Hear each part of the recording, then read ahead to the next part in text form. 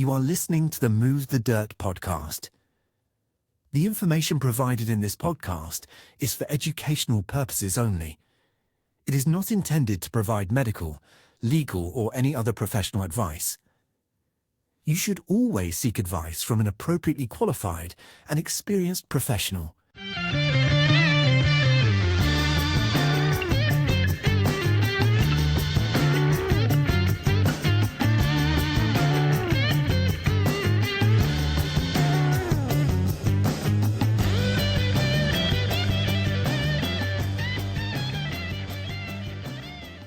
Hello everyone, thank you very much for tuning in. Today I have the pleasure of having Frank Wright join me. Frank has a very interesting story about how he's effectively transformed his life, and he now helps other people do the same. So Frank, welcome to the show. Thank you very much for joining me. It's good to see you again. Thanks, Bill. Hi, nice to see you. So Frank, for anyone that isn't familiar with you or your work, would you like to give us a quick introduction to yourself, and then we'll get into more details and specifics? Hi, I'm a recently qualified naturopathic practitioner. I'm specialising in the ketogenic and carnivore lifestyle space. It's had a transformative effect on my life. So this is where I've taken my coaching towards. Fantastic. Frank, can I start off? I'm obviously aware of your own transformation, and you've just mentioned to the listeners that the things you've learned on your certification path have been very transformative of your own journey. Could you maybe take us back in your life historically and give us an insight into some of the issues that you faced previously that you've used your knowledge now to transform? Sure. So going back, I was classed a daydreamer by my teachers from a very young age. I struggled at school, so I got into high school. I met lots of friends. We all started skateboarding, hanging out, and very early on in this, we all kind of discovered marijuana and slowly other mind-altering substances. And it was quite an early age to start, but that was where I started. My early high school days were mixed between DJing jungle and hardcore, as it was at the time. I think it had just made the transition from rave until the jungle and hardcore. Skateboarding, hanging out, and so that was how I spent my high school days. I found it very hard to concentrate at school. I didn't get any GCSEs in the end, but after finishing high school, I went on to study music technology because I was very passionate about DJing and music production. So through these years, drug taking, escalated, and alcohol became a big part of my life from about the age of 16. So was there a combination of drug use and alcohol at the same time at this stage in your life, Frank? You mentioned at high school years when you discovered some substances, for want of a better term. What sort of age are we talking about here? Well, I started smoking weed at 12, and I did my first LSD at 12 as well. And then ecstasy came quite soon after. Then I think once alcohol took its hold, I think this was around the time where cocaine was becoming more prevalent in the UK, and it sort of went in that direction from about the age of 16. Right. And it was full on has been a battle all my life. So I did some music technology, and I found it hard to find a job in this industry. Maybe I didn't try hard enough. And there's only so much DJing you can do as a small DJ to make money. So I was working in call centers, just odd jobs here and there, and it got to about the age of 26, and I realized I needed to do something with my life. And this sort of drug taking was increasingly detrimental to my health, and I was suffering quite badly at that age. What sort of side effects were you suffering, if I may ask, Frank, at that point? Well, it was started to become a pretty severe paranoia. It was a lot to do with a mixture between sleep deprivation and then the drugs on top. and it just spiraling and spiraling and spiraling. So this would manifest as anxiety in the morning, which would mean I'd need to wake up and drink again, sort of Right. every single time. I decided I needed to get away from this lifestyle, and I went traveling in Thailand for 2 months. There'd been the one wholesome part of my life, which had been the fact that I got into cookery at the age of 16. So as a home cook, but I was very, very, very obsessed with it. And Right. I was cooking extremely extravagant, complex dishes from as long as I can remember from the age of 16. Wow. Amazing. The food became a big favorite, and I was sort of pounding the curry pastes all in ingredient order, and I was very meticulous about everything. So actually arriving in Thailand and traveling around and discovering the regional cuisines, how they should be, because you can't really base it on what you get served in the UK, although it is better nowadays. But I would just fell in love with everything. Right. And I traveled there for 2 months, and then came home and immediately thought, right, I've got to get back out there somehow. So I'd heard of people were teaching out there, and I did a bit of research into it. I got stuck into a call center again for 6 months, saved some money, and signed for my TESOL course in Bangkok, and off I went. I just went and did the course in Bangkok. Right. So I ended up in Bangkok for 6 years. For one, it did get me away from the drugs, but I would say I found teaching very difficult and stressful in the beginning, and obviously a very hot country and there's beer everywhere. Yeah. I continued drinking very heavily for the first 2 years. It was Right. very heavy, and it got so heavy that I ended up in hospital with gastroenteritis. How old would you have been at this time, Frank? I was 28. It's what, you're 28. 28 by now, yeah. And I came out of the hospital and had the realization again, really got to sort this out. So I started running in the park in Bangkok, and I took to it very quickly. Funny thing was, my father was an athletics coach, and he was, tried to get me into it when I was at school, and I just didn't take to it. But at this age, I've got the right frame for distance running, maybe not the fastest in speed work terms. But, I had the endurance, and I worked on my speed work as I developed. Right. I ran for 2 years. To give you an example of my progression, I ran the first half marathon in the first month in Angkor Wat, and I was 96th. And then the following year I was 43rd, and the third year I was 5th. Wow. So that was 70 miles a week training in Bangkok, track sessions, pose, long runs. Was the training keeping you away from the drink at the time? Yeah, 100%. It took me straight away. I just got so into it, and I didn't even think about a drink for 2 years. I think I got drunk twice Right. in 2 years. I mean, it Okay. wasn't drunk, but it was after a serious couple of half marathons. I was just like, I'll have a drink, which ended up being 4. Right. Which is not too bad. But so that was very, it was life-saving in many ways. I got to the stage where I couldn't stay. I felt I couldn't stay forever. I wasn't fully qualified, didn't have a degree, wasn't on a work permit, and so I had to think of something else. And I decided to make a move on my love of cookery, and I actually trained at Le Cordon Bleu in Bangkok.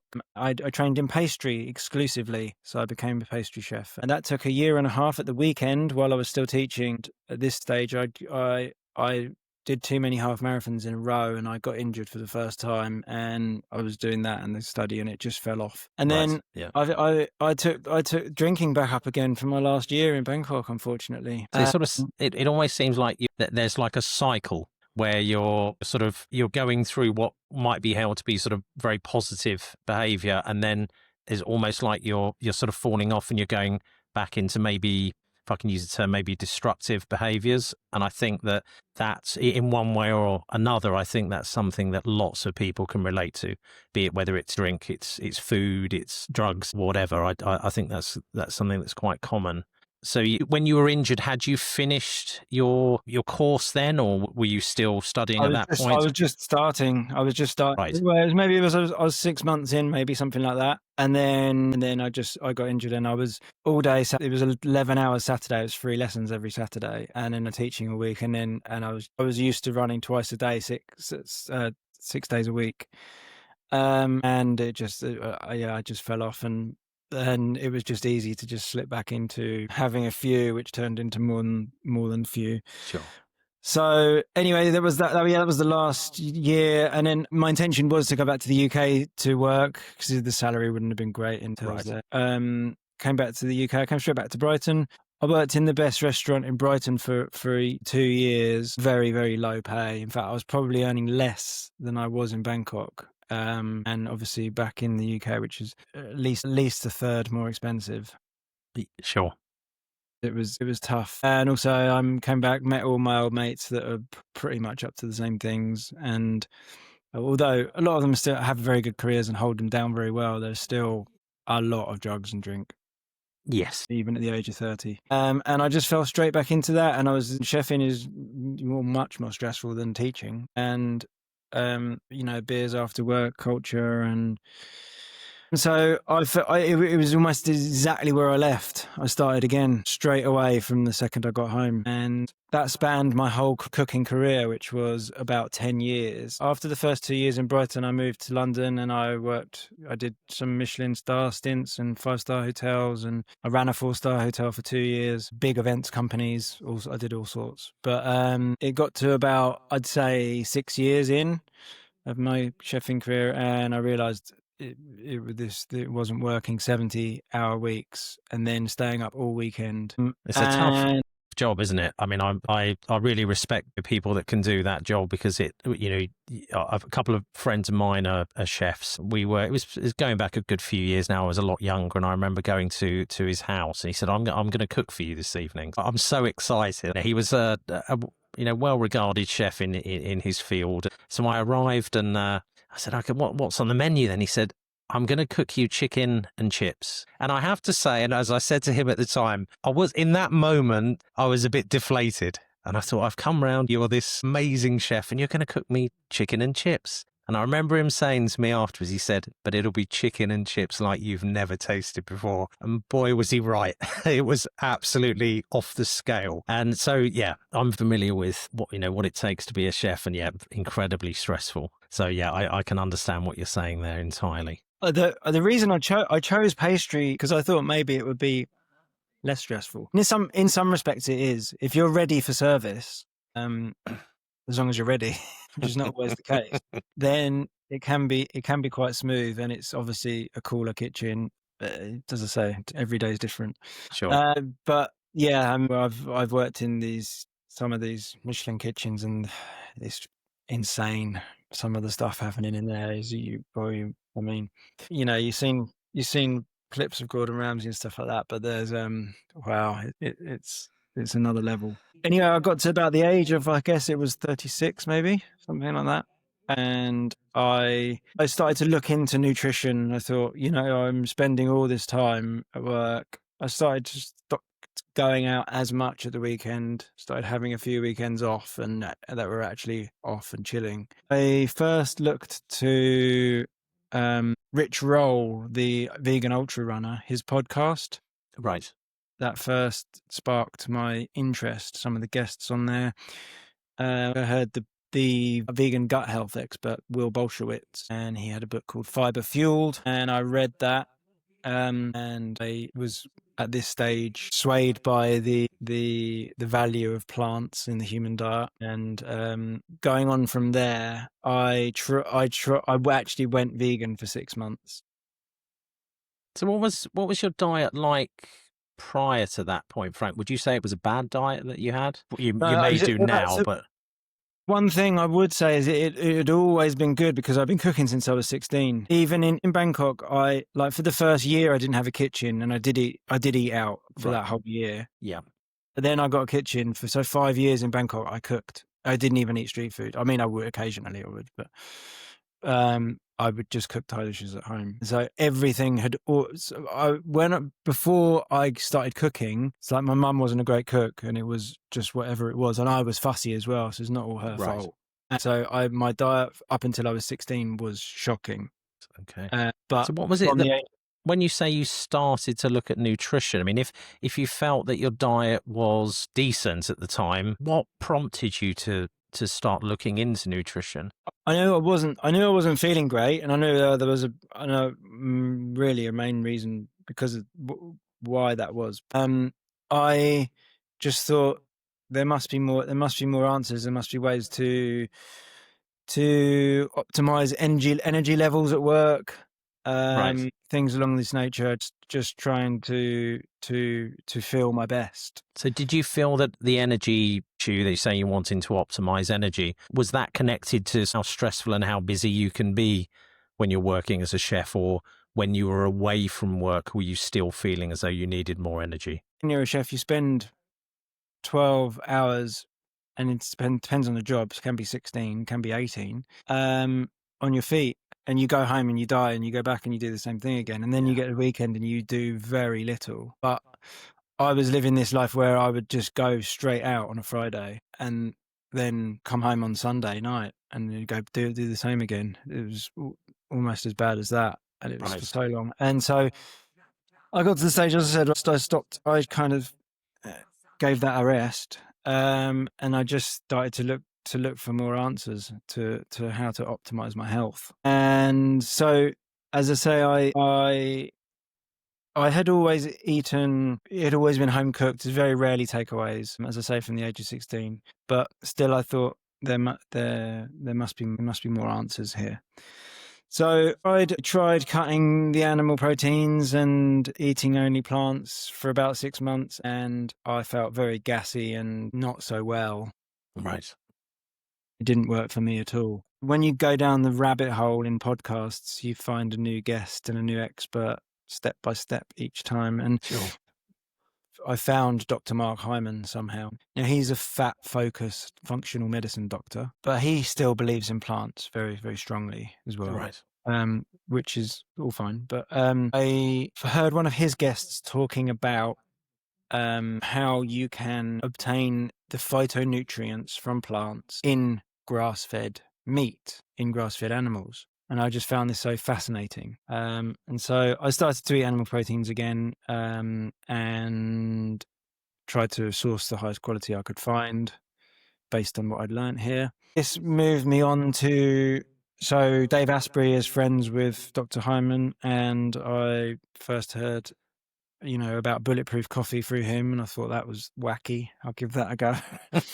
So I started bulletproof fasting. I'd always been a breakfast person, so it was quite difficult to start with, but I did really note it was a sort of a big turning point for me. I sort of felt, okay, wow, so eating my last meal after, this was at the time I was working in events, and I was finishing at 6 p.m, which is not too bad. Right. I'd eat dinner straight afterwards. I'd go sit in the park, I'd bring something with me and just and eat. And then so I would wake up and I would have bulletproof coffee all through the morning until about midday or to 2 o'clock. So I'd be eating in a sort of a 4-hour window. I'd have a lunch at work and then I'd have dinner at 6. And the rest would be bulletproof fasting. And this was really the best I'd ever felt.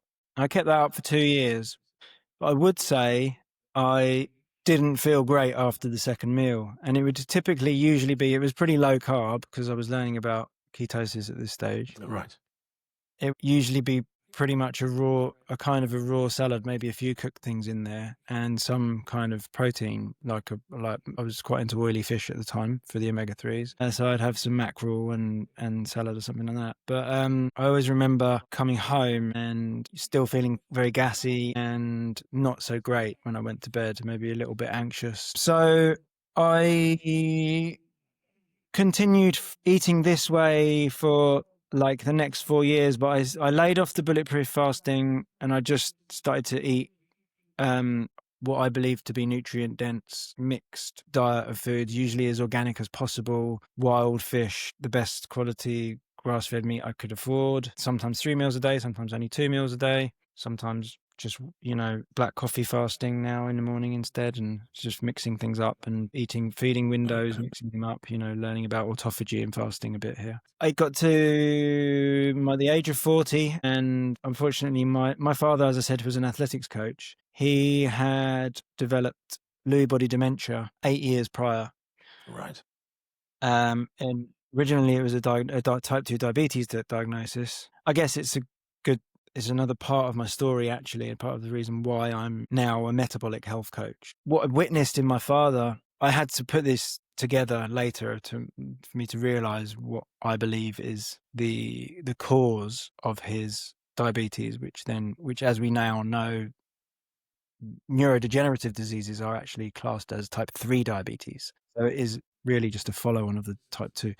But he had a carb loading approach for as long as I can remember. He was actually an alcoholic as well, but he quit at 42, so same as me. Sorry, I didn't get onto that yet. But so he started running at the age of 40. That was around the age he had me, and he was running as much as 18 miles a day, I think it was, because I've got his logbooks for Wow. something like 15 years.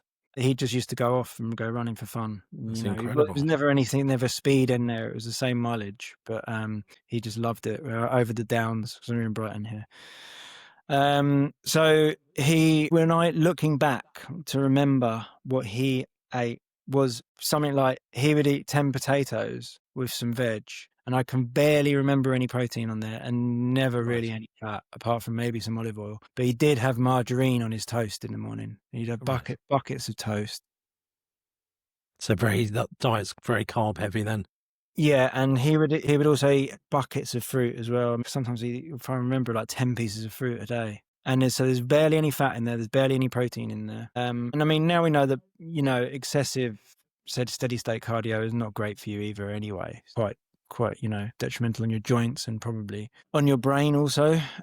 So all this combined with the incorrect human diet, I believe is the cause of his diabetes and then Lewy body. So anyway, it was sad to see, but I put him in a home for a year, and after he'd had carers for 4 years, and then I put him in a home for a year, and sadly he went on a New Year's Day, actually, 2 years ago. So then I was still going through these cycles of alcoholism and drug taking at the weekend, but not as frequently. And it got to the stage where I'd had too many sort of fits of paranoia. This is from hanging out in my friendship groups, and I would feel like my friends were against me and stuff like this. It was really, really terrible. So anyway, it just got too frequent, and I just said, well, alcohol's the gateway.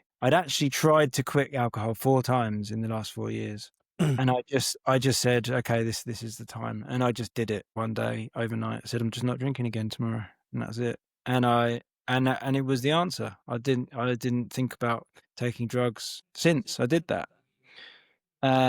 So I have been sober for the past 2 years. Now, in the first year of sobriety, I still had what I believed to be a very well-balanced diet. There's not too high carb.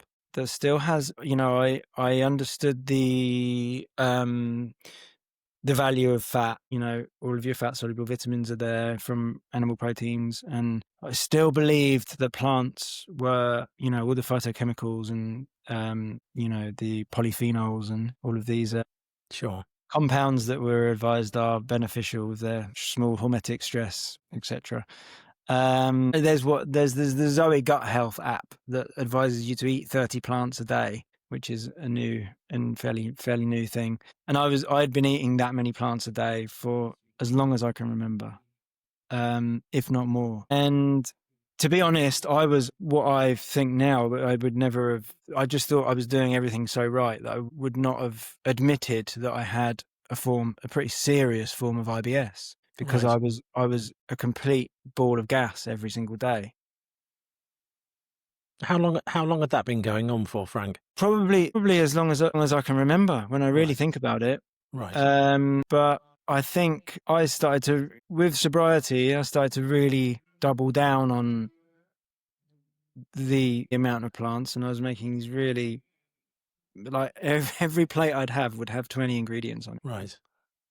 And it wasn't, but at this stage, you couldn't even really call it cuisine. It was just as many ingredients as I can get on a plate with some animal protein and fat. And obviously, the amount of carbs that you get just from plant foods, I don't think people realize there's 8 grams of carbs in 100 grams of broccoli. It all adds up. So at this stage, I'd moved away from low carb just from the amount of plants I was eating. I was probably having 100 to 150 grams of carbs a day, and still guzzling olive oil over the top of it. So there's a big, if you're not counting macros here, this is a lot of energy.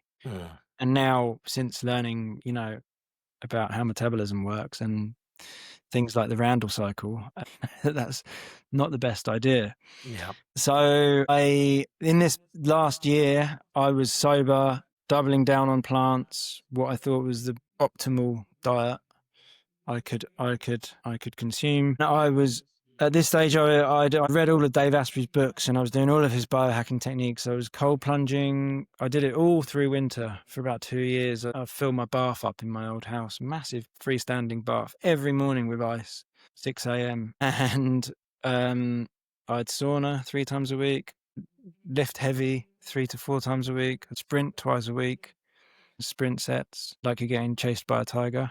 As he says, lying on the floor after every set. I was seriously depressed, and I was getting more and more and more depressed by the day. And I was thinking, what is going on here? I just couldn't work it out. I was just, I've finally broken free from addiction. I'm doing every biohacking technique I can get my hands on. I've been blue light blocking for 4 years every night and sticking to a circadian rhythm, 9 till 5. So you're doing a lot of what we know people should be doing, and you're still struggling at that point. Yeah. So, I mean, there is a part of it might just be the fact that I've never had this time to process my own thoughts without substances. Sure. And that's obviously a part, but I just couldn't get to the bottom of this sort of sinking depression. I was actually in a relationship for these past 4 years as well, and it just all got too much for me, and I had to leave. I just left. At this stage, I'd read Christopher Palmer's Brain Energy 2 years before this, so I had moved away from being as ketogenic as I was for sort of 3 years before I read that book. And I just had to revisit these connections with mental health and ketogenic eating. And I had also listened to carnivore podcasts over the 4 years. Sean Baker had been on various shows. And so I started to go more down that route in the content I was consuming. And I was now single, and I just started to hear more and more evidence towards carnivore being an option for mental health conditions. So after being single for a month and doing what I thought was now enough research, I thought, right, I'm just going to do this. And it was a Sunday, and being a pastry chef, I'd always made my own sourdough. I was very meticulous about this, and I'd long known about anti-nutrients as well. I knew about it, but I would still eat a lot of raw vegetables. So I wouldn't practice what I was, because I just believed in the plants so strongly. But phytic acid was one I'd known about for a long time, and I'd been making my own sourdough for 15 years. And I knew that the longer you fermented it for, the more you reduce these anti-nutrients and the more digestible it is. And the more water you add to it, the higher the hydration, the more digestible it becomes also. So I used to make super hydrated, long fermented breads. And I'd always only eaten that. Would be very if someone gave me some supermarket bread, I'd just say no. I just knew that that's just a terrible food. Anyway, so I had my last piece of my own homemade sourdough with a very meat-heavy breakfast. And I had animal foods only for dinner. And then the next day, I just went animal foods only. I made a few condiments, so I wasn't very completely strict, only salt. But I had mustard, and I made my own ketchup, which was made with allulose, a fairly okay-ish sweetener. Sure.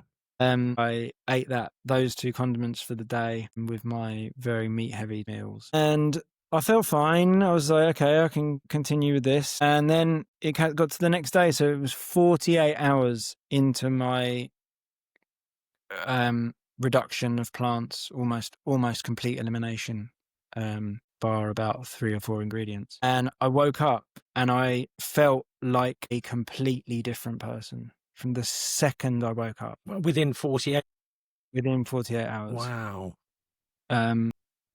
It felt like my entire life was a cloud, this big cloud, and it just felt like it had been burst and floated away. It's amazing. And I went to it was around this time last year, it was about a year ago now. And I went to the beach and I walked to the beach and I felt like I wasn't touching the ground. Honestly, it felt like I was just floating. So there was less inflammation in my body. All of my joints felt very soft and lubricated. And I'd never experienced such mental clarity that I could remember from my first memory in life. And anyway, so I went to the beach and I went to get in the sea, which is what I do quite often in the summer. And I actually took my phone out and filmed myself. And it was something I would never do because I'm very much an introvert. I would never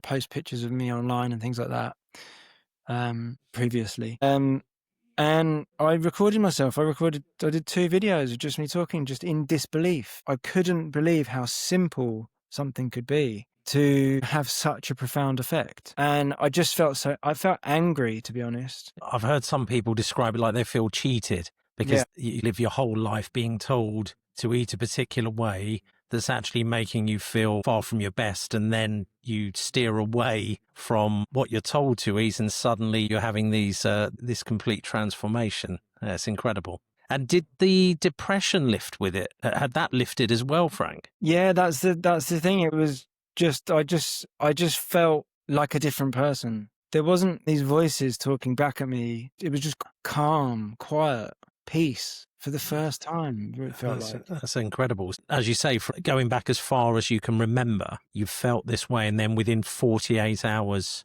you feel like a different person. Yeah. Amazing. And have you, since you turned to the carnivore diet, have you ever had any periods where the depression has come back, or does it keep it at bay, or do you still go through times occasionally when it comes back? Life's still stressful, but back then, there was a few times, particularly when I left my full-time job, I had a complete fit in the kitchen a few times, started throwing stuff and things like that. That I could just never see myself doing that again. Depression hasn't come back, no. But there's still hints of that direction at times. Sure. But it's all just so much more manageable. So I've been like this for a year, and it's sometimes you have a shit day and you go to bed and you wake up and it's a new day, and that's as far as it goes. Yeah, absolutely. Because I think you said life is still stressful, and I think we're living in perhaps more stressful times than ever. Or certainly everywhere you look, there's stress. Everyone looks to be stressed all the time. They don't know where to go for help. There probably is no real help within the system. So you pretty much, as you've done, you've had to look elsewhere, and fortunately you've found what's helping you. I absolutely think we're living in incredibly stressful times, and this was actually one of the reasons why I started this podcast, because for the first time in my life, I think I'm probably a few years older than you, I think, and I've got friends from sort of all age groups, but naturally a lot of them gravitating around my own age. And for the first time, I've got friends coming to me and they're just saying, I just feel so down, I'm so deflated. For you to find something, that's fantastic.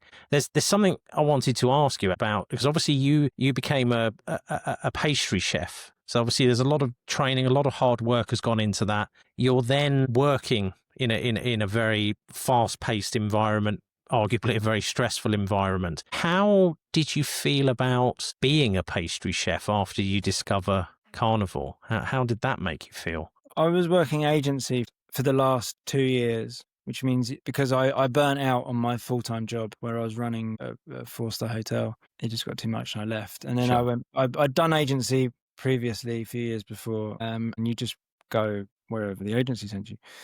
I had already started to reduce hours. I'd gone down to 4 days a week. And then I moved back to Brighton because of my father's death, and there wasn't as much work. And so I just started working less and less in the pastry. Right. I couldn't really find a job that was adequate here.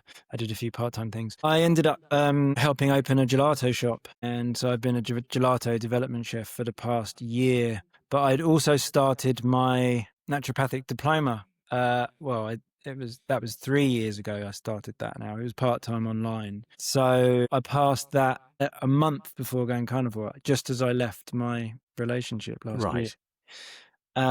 So I've slowly been transitioning. Now I'm down to about 4 hours a week. I go and put the gelato bases on for them and they make it. So I've trained them slowly to get everything done without me. And so I'm just on the last peg of handing over my pastry career for good. Fantastic.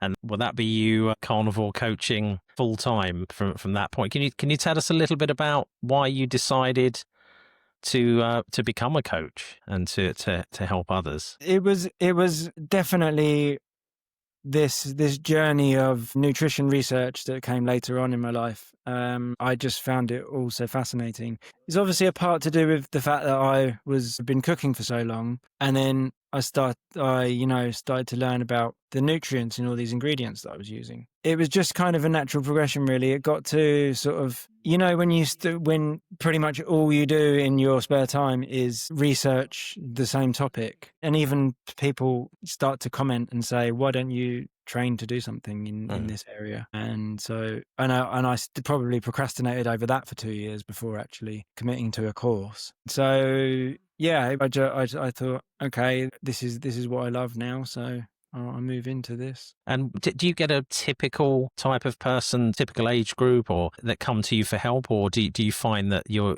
approached by people from all ages, all walks of life? So I'm specialising in working with men over 35, but that's not to say I don't work with women. I do actually speak with a lot of women often. In fact, I was just listening the other day, and I think it was Dr. Ken Berry said that he thinks about 65% of carnivores are women. Yes, I saw that interview or clip, and I have to say I was quite surprised by that, because within my own circles, I absolutely do know, and anyone that listens to the podcast will know, I of course know females who are carnivore, but personally I know a lot more men that are. So it's very interesting to see Ken Berry say that, and obviously he's got a lot of experience, so I don't doubt for a second that he's correct. But it's quite amazing to find that the ladies are reaping the benefits of the diet, and people might have